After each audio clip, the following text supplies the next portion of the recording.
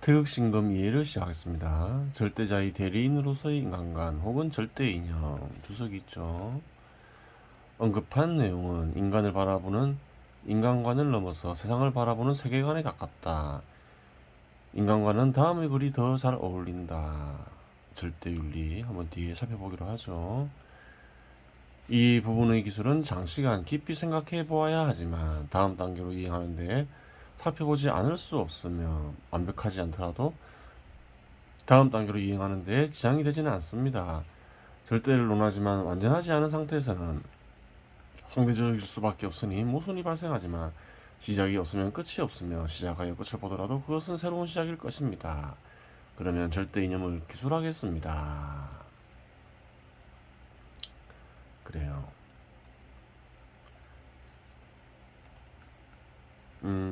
인간은 절대자의 대리인이 될 수가 있죠. 태울금화종지에서 얘기했듯이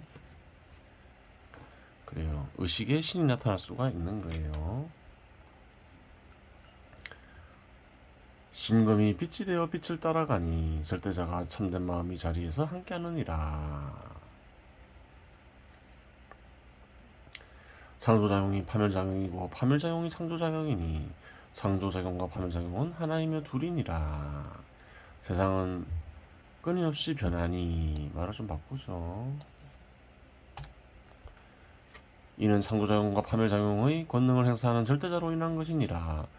불변 속에 변화가 일어나고 변화 속에 불변이 깃들여 있으니 불변이 없으면 변화도 없고 변화가 없으면 불변도 없느니라. 그래요. 세상 속에서는 변하는 것과 변하지 않는 것 모두 관찰이 되죠. 이는 마음도 그러하고 세상도 그러하니 절대자의 뜻은 깃들지 않은 것이 없는지라. 마음을 살피는 것이 세상을 살피는 것이고 세상을 살피는 것이 마음을 살피는 것이니라. 이는 주관이 객관을 품고 객관 속에 주관이 형으로 깃들여 있는 것이라. 주관이 객관화되고 객관이 주관화되어 절대적 개념이 현현하느니라. 깨달음을 아는 모든 이들이 절대자의 빛을 따라간 것이니 절대적 구조 속에 배치된 절대적 개념들이 궁극이고 이루고자 하는 피안이니라. 그래요. 좀 더 구체적으로 좀 어떤가요? 개념들을 찾아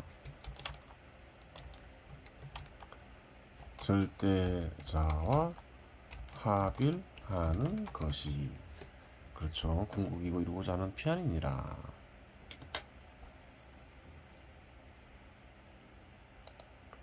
절대적 구조 속에 절대적 개념이 있고 절대적 개념이 절대적 구조를 이루는 것이니 이를 하늘의 깃틀이라고 하느니라. 하늘의 깃틀에는 주관도 객관도 없고 정의도 선도 악도 없고 윤리도 법도 없고 미움도 사랑도 없고 고통도 쾌락도 없고 색, 소리, 맛, 냄새, 감촉도 없고 동서남북도 위아래도 없고 행복도 불행도 없고 얻을 것도 잃을 것도 없고 나와 너도 없으나 스스로 존재하며 스스로 그러한 것들을 드러내느니라. 상을 생겨나게 하고 상에 집착하는 것도 하늘의 깃틀이 움직임으로써 비롯된 것이니 절대자의 뜻이니 삿된 상도 은혜이나 참된 지를 구하고자 하면 빛을 따라가 절대자를 바라보아라. 의지가 일어나면 창조와 파멸작용이 상에 일어나니 창조와 파멸작용이 일어나는 곳에 의지가 있습니다. 의지가 작용을 현현시키고 작용이 의지를 현현시키는 것이니 작용이 있고 의지가 있는 곳에 절대자가 있음이니 특수 속에 보편이 있고 보편이 특수로 펼쳐지는 것이니라. 절대자의 뜻이 펼쳐지며 내용을 이루니 내용 속에 형식이 존재하고 내용이 형식을 이루어 텅 빈 것과 같으니라.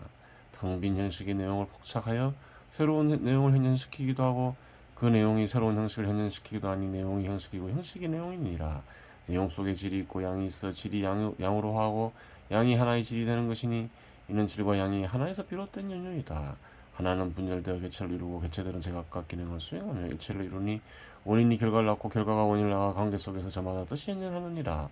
마음도 세상도 절대자의 뜻이 현현이니 마음속 절대자가 가장 신비하고 거룩하고 위대한 존재이니라. 절대자를 바라보고 빛을 따라가는 것이 고뇌의 바다를 넘어 진리의 편으로 가는 것이니 이에 절대의 기도요 절대의 주문이요 절대지에 이르는 길을 알려주노라. 그래요. 기도를 약간 바꿨죠. 세상을 이루어지게 하는 저와 늘 함께하는 이여 그대의 아들 혹은 딸로서 그대의 뜻을 알고 그대의 일에 동참할 수 있게 하여 주시옵소서. 사랑하고 존경합니다. 그래요. 인간을 바라보는 시각은 좀 아니죠.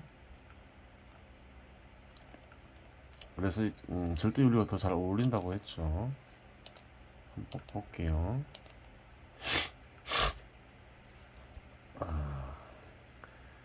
절대자의 인간에 대한 규정으로 인해 천명이 나타나느니라. 인간에 대해서 절대자가 규정하고 있는 게 있다는 거죠. 그 내용을 적어놨겠죠. 천명을 따르지 않는 인간이나 집단은 신에 대적하는 존재로 천벌로 다스려지느니라. 고로 천명은 절대윤리이니라. 그래요.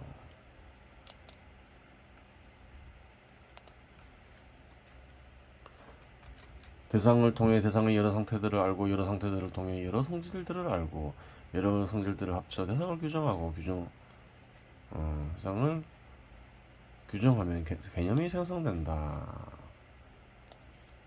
그렇죠. 규정을 통해 대상의 목적을 알고 목적을 알면 용도를 한다. 개념들을 바탕으로 내용을 만들면서 인간은 질을 얻는데 이는 선천적인 인식 방법이며 이 방법에 의해 진리에 도달할 수 있다. 그래요.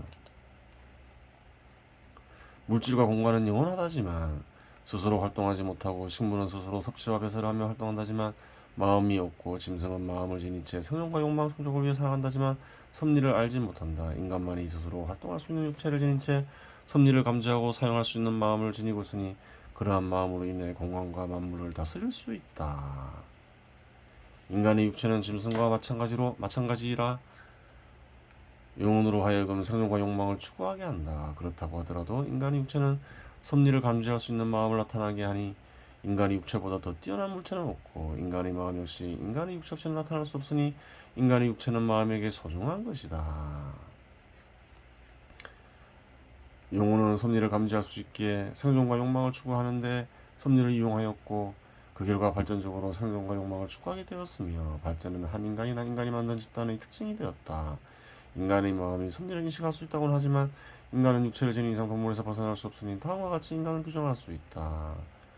스스로 활동할 수 있는 육체와 마음을 지닌 채 섭리를 통해 발전적으로 살기를 원하며 활동하는 존재를 인간으로 규정한다. 그렇죠. 그렇게 규정할 수 있죠.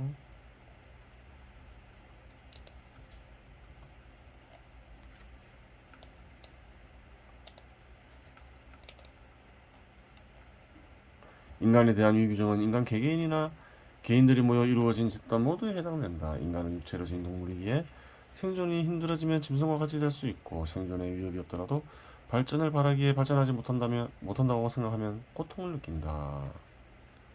그래요. 세상은 수직적 수평적 분화 속에서 이루어지며 사회 역시 수직적 수평적 분화가 발전 과정에서 나타난다. 사회에서 인간들이 배치되는 위치 또한 수직적 수평적 분화 속에 존재한다. 낮은 위치에 있는 자는 높은 위치로 이동하고 싶어하고 높은 위치에 있는 자는 더 높은 위치로 이동하고 싶어 하거나 위치를 유지하고 싶어 한다. 부당하게 높은 위치로 이동하려는 행위나 부당하게 높은 위치를 유지하려는 행위 모두 악이다. 공정을 얘기하죠. 공정도 결국 왜 중요한 건가요? 인간들이 발전적으로 살아가려고 하니까 공정이 중요해지는 거죠. 그래요. 발전적으로 살고자 하는 어떤 목적 이것이 그러면 공정이나 정의보다 위에 있겠죠. 다 그러한 삶을 위해서 공정이나 정의가 있겠죠.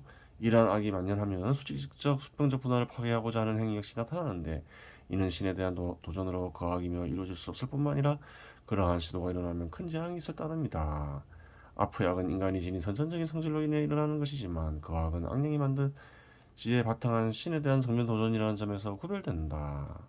악이 만연할 때 그 악의 의지 역시 일어난다는 점에서 그 악의 의지는 신으로부터 버림받은 공동체에서 일어난다. 고로 부당하게 위치를 유지하거나 이동하지 못하도록 하고 그 악이 나타나지 않도록 제도를 정비해야 하며 악에 대한 경각심을 지니도록 교육해야 한다. 이 말을 공동체 전체가 늘 간직하고 실천하면 개인과 공동체는 함께 발전하며 번영과 평화를 누릴 수 있지만 이 말을 어기면 공동체의 재앙이 일어나 번영과 평화를 누릴 수 없다. 경우에 따라서는 공동체의 파멸을 겪게 된다. 시대에 따라 자비와 예의를 중시하기도 하고 정의나 자유, 평등을 중시하기도 하지만 이러한 모든 것들은 인간과 공동체가 발전하면서 나타나는 것이다. 발전 과정에서 나타나는 것들은 퇴보하면 사라진다. 고로 이러한 것들 역시 섭리에 입각한 발전 속에서만 의미가 있고 섭리에 입각한 발전에 반하는 경우 악을 따릅니다. 그래요. 섭리에 따라서 섭리를 이용하여 발전을 이룩 해야 한다. 그걸 강조하고 있죠. 섭리의 인식이 가능하기에 인간과 공동체는 발전할 수 있고 섭리를 이루어지게 하는 존재는 절대자이며 자비나 자유, 평등 등은 발전 과정에서 나타나는 것이니 절대자는 실상 인간들이 무엇을 원하는지 알고 있기에 인간이 자신의 천명을 성실히 수행하면 그러한 것들은 자연히 누릴 수 있다. 그래요. 문명이 발전하면서 신분제도도 폐지되고 그래요. 자유와 평등 같은 것을 누리게 됐죠. 하지만 그러한 것들에 사로잡혀 천명을 어기면 더 이상 인간이 아니기에 신은 천벌로 인간을 다스리는 것이다. 천명은 신의 규정에서 비롯되는 용도이다. 이처럼 천명에는 절대자의 뜻이 간직되어 있으니 인간이 천명을 간직하고 실천하며 살아가는 것은 신이 인간에게 부여한 사명인지라 위에 없는 윤리이며 누구나 지켜야 할 절대윤리이다. 절대윤리에 담겨진 진언이다. 섭리에 바탕한 개인의 발전은 공동체의 발전의 한 부분이어야 하고 섭리에 바탕한 공동체 발전은 개인의 발전으로 이어져야 한다. 그래요. 어느 시대나 통하는 윤리겠죠. 어느 장소 어느 시대나. 그래요. 남은 시간은 태을금화종지를 보겠습니다. 지금 식신에 대해서 얘기하고 있죠. 의식에는 얼과 넋식이 뜬다. 얼은 혼이라고도 얘기하고 영이라고도 얘기하죠. 넋은 뭔가요? 백이라고도 불리고 또 영혼할 때 혼으로 불리기도 하죠. 넋의 작용은 욕망이죠. 육체에서 비롯되는 욕망. 얼은 어떤가는 신이 변해서 된 것이다. 두 개가 다 깃들어 있다. 의식에는 그렇게 되는 거죠. 그렇기 때문에 의식은 영혼을 가리키는 것이기도 하죠. 경우에 따라서 의식으로 불리는 영혼은 신이 될 수도 있는 것이다. 그렇게 되는 거죠. 예, 신이 깃들어 있기 때문에 그래요. 의식에서 얼이 빠져나가면 잠이 든다. 그리고 꿈은 어떻게 꾸나요? 깊은 잠에 들면 그래요. 꿈도 안 꾸죠. 깨어나기 직전에 꿈을 꾸죠. 그래요. 신이 들어오는 과정에서 약간 의식이 약간 인식할 수 있게 되는 거죠. 그러면서도 그래요. 신이 떠돌며 생겨난 세상에서 의식이 겪게 되죠. 그게 꿈인 거죠. 그렇고 여기서부터 하면 되죠. 구천구지 찰나역편. 의식에서 신이 빠져나가면 어떻게 되나요?